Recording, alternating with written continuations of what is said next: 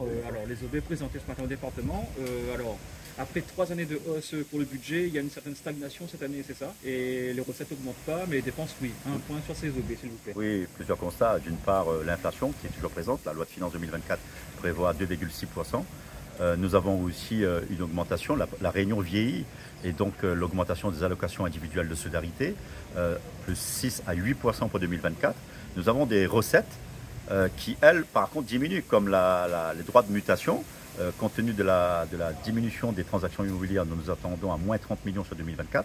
Ce qui nous crée ce paradoxe suivant qui est simple, une population qui augmente, qui vieillit, des prestations sociales qui vont en augmentation et donc des dépenses structurellement qui vont augmenter de manière structurelle, mais des recettes à fiscalité indirecte qui reposent sur l'économie, sur la situation économique de la Réunion. Je prends par exemple la taxe sur le carburant, la taxe sur le tabac, les droits de mutation qui, eux, vont diminuer parce qu'il y a moins de transactions immobilières, ce qui nous amène évidemment à avoir une gestion prudente et rigoureuse de nos finances.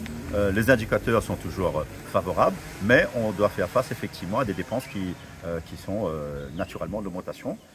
Et donc aujourd'hui, le budget il reste à hauteur d'1 milliard 300 millions d'euros et on préserve les indicateurs principaux. Il faut savoir que le département est très peu endetté, donc nous avons des marges de manœuvre à ce niveau.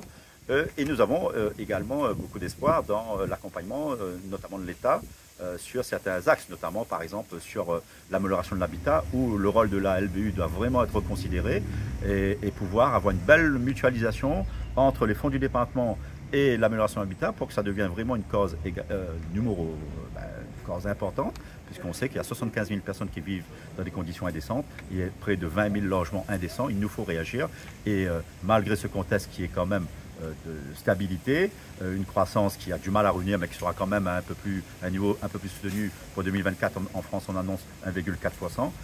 Il nous faut être présents et ces orientations maintiennent le cap du département sur la proximité, sur aller vers, répondre aux besoins de notre population et on saura donc avoir le budget nécessaire pour satisfaire ces besoins. Et comment faire demain pour avoir des recettes permanentes face à l'augmentation justement des allocations personnalisées, allocations sociales personnalisées? C'est tout l'enjeu de la discussion qu'on peut avoir avec notamment l'État pour reconsidérer le financement des collectivités territoriales, notamment des départements. On n'a plus de fiscalité propre. Donc on repose totalement sur le contexte économique. Et ce qui est effectivement dangereux compte tenu des missions qui sont les nôtres et qui sont évidemment très importantes.